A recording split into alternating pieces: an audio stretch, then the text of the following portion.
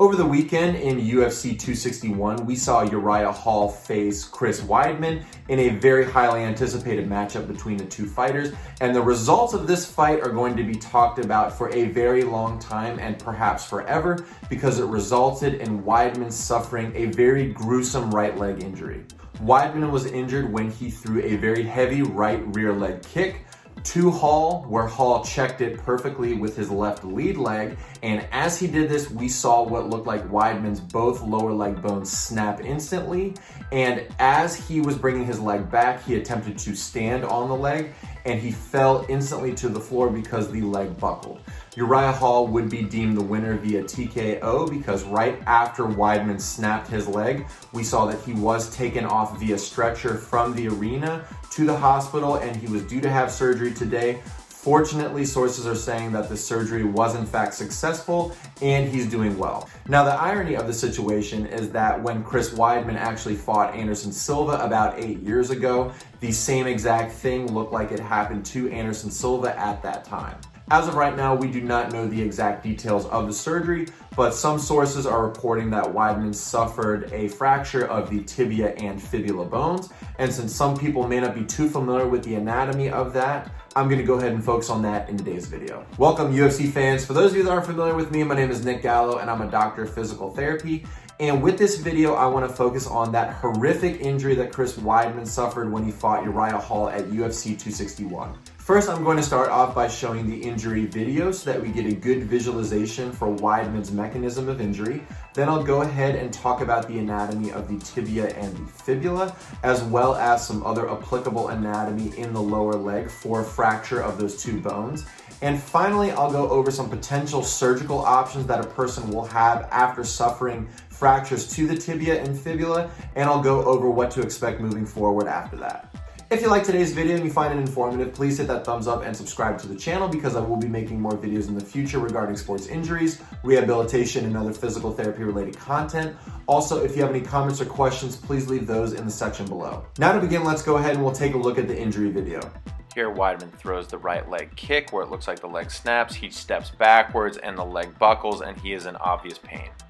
Here in slow motion, we see that as he throws the kick right here, it makes bone-on-bone contact with Hall's shin, causing the leg to snap.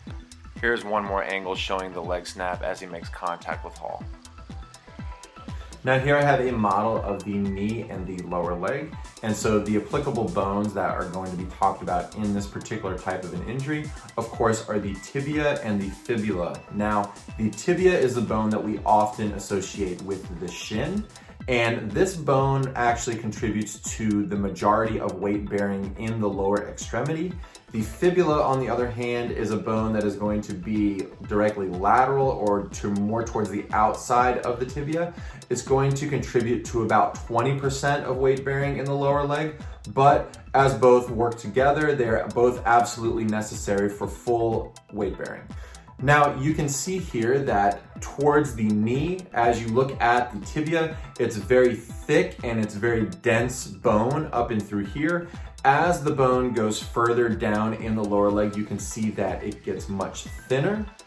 As the bone comes down, you can see that it definitely gets thinner in the middle where the bone should be on this model. And then as we come down, it's going to spread out and form into that medial malleolus, and the fibula is going to come down and form that lateral malleolus. But the important thing to take home here is that you're going to see that the tibia is actually fairly thick at the bottom towards the ankle joint, and it's actually very thick going up towards that knee joint.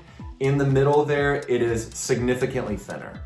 Now, it's really important to say that when a person is throwing one of these lower leg kicks, they are going to try and make contact with their tibia/shin on the other person. Now, when they are doing this, they are actually going to make contact with the medial or the inside portion of the shin.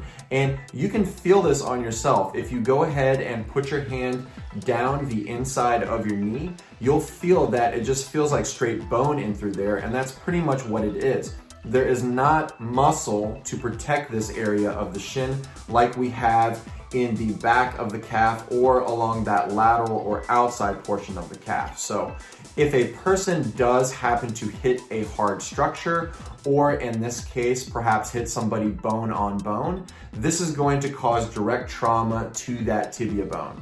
Now, when a right-handed fighter is fighting another right-handed fighter, usually these right lower leg kicks, as they're being thrown, the person is either targeting the lateral quad or the lateral calf area to try to beat up the muscle and soft tissue located in those areas. Of course, the proper way to check a kick like this is when the person is receiving the kick, they're going to twist their lower leg and tibia outwards, and they're going to check it with the person making contact in that thicker part of the tibia. This, of course, will cause that bone-on-bone contact, which we saw in the fight. In this case, as the kick was being checked, that thinner portion of Weidman's tibia was making contact with the thicker portion of Hall's tibia. And as this happened, this seemed to be when we saw Weidman's leg break instantly. And then, of course, as he went to take a step backwards, this is when, of course, we saw the leg buckle and he fell immediately to the floor. Now, after an injury like this, of course, the person will get their leg stabilized to make sure that the broken bones are not moving around.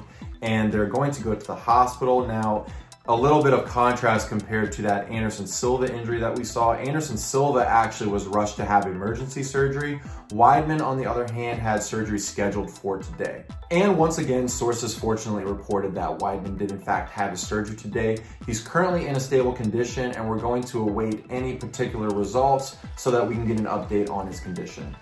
Now, when we saw Anderson Silva's injury, I know the questions were, is this going to be career ending? People have already asked and are speculating on Weidman's injury. My response to that is that none of these injuries are all alike. Now, in the case of Silva, we saw that he did in fact have a fracture to both bones, but he was treated with surgery and he did not fortunately have any vascular or nerve damage to his lower leg.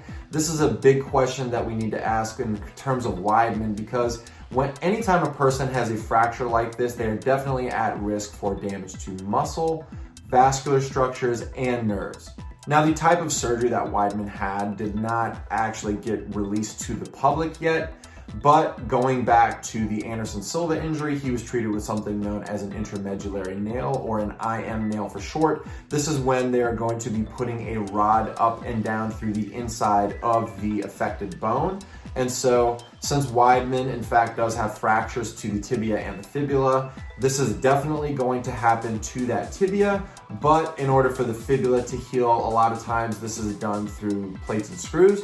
But once again, we'll need to wait a little bit to hear the details of his surgery. Because this injury is similar to Anderson Silva, I'll go ahead and use his timeline to recovery.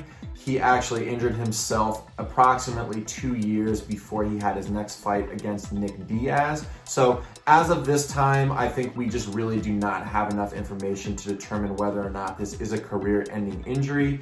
If in fact he does have any nerve damage or vascular damage or any type of damage to the affected muscles in the area, this of course is really going to greatly complicate things.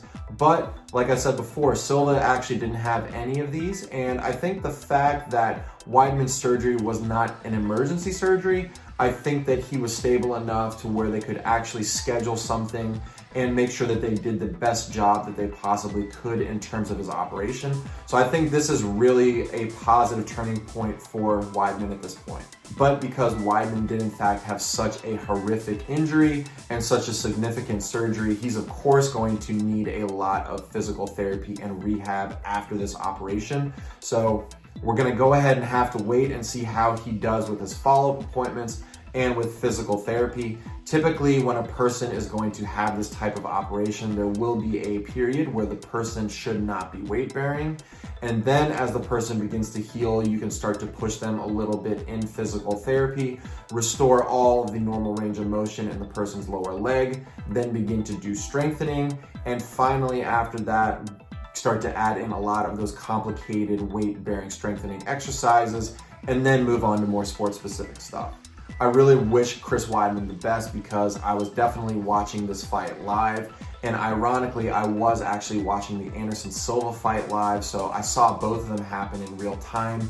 It's a very gruesome injury to watch this, but fortunately, as of right now, it looks to be that everything is going okay in Weidman's case.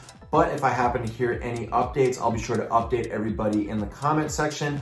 Also, if you happen to hear anything, please feel free to update everybody as well. And that's it as of right now regarding Chris Weidman's most recent leg injury against Uriah Hall. Once again, if you really like today's content, please subscribe to the channel because I will be making more videos in the future. Thanks for tuning in, and I'll see you next time.